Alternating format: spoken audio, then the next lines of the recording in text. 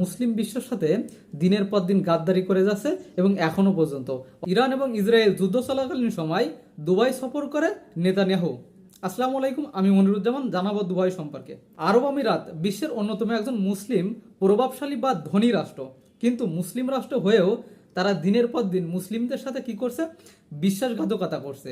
এবং মুসলিম বিশ্বের সব থেকে বড় যদি ইহুদিদের ল্যাসপন্সারি করে বা মুসলিমদের বিরুদ্ধে কাজ করে, সেটা হচ্ছে দুবাই এবং এই আরব আমিরাত। এবং এখনো পর্যন্ত তারা কনসিস্টেন্টলি তারা কি করছে, তারা যুক্তরাষ্ট্রের সাথে অ্যালাইন করে চলছে, তারা এই ইসরায়েলের সাথে অ্যালাইন করে চলছে এবং ভারত এই লেজিমেটিস্টরা বজায় রাখছে এবং এদের এই ধাত দিয়েই তারা চলছে। তারা মুসলিম বিশ্বের কোনো কাজে লাগছে না বা মুসলিম বিশ্বের সাথেই তারা নাই, এমনকি তারা ওআইসি থেকেও বের হওয়ার সম্ভাবনা রয়েছে।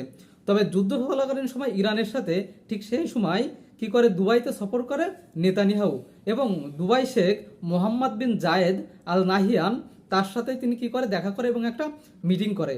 এবং ঠিক সেই সময় এই যুদ্ধ চলাকালীন সময় সেই সময় মোসাদের প্রধান তিনিও কি করে, এই সংযুক্ত আরব আমিরাত সফর করে এবং যুদ্ধ নিয়ে সেখানে আলোচনা হয়।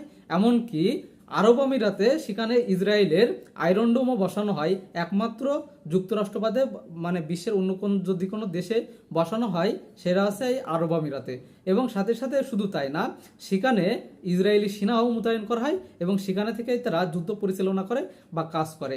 এভাবে তারা মুসলিম বিশ্বের সাথে দিনের পর দিন গাদ্দারি করে যাচ্ছে এবং এখনো পর্যন্ত অলরেডি তারা ওপেক থেকে বের হয়ে আসছে এবং ইতিমধ্যে শোনা যাচ্ছে যে তারা ওআইসি থেকে বের হয়ে যাবে। সুতরাং এই যে মুসলিম একটি দেশ বা আমরা দুবাই সম্পর্কে যা জানি বা আরব আমিরাত সম্পর্কে, তারা দিনের পর দিন ঠিক এইভাবে মুসলিমদের সাথে ধোঁকা দিয়ে আসছে এবং মুসলিমদের সাথে এইভাবে তাদের ভাগ্য নিয়ে সিনেমিনি করছে এবং সবসময় তারা কি করছে, পশ্চিমাদের ল্যাসপন্সারি করছে।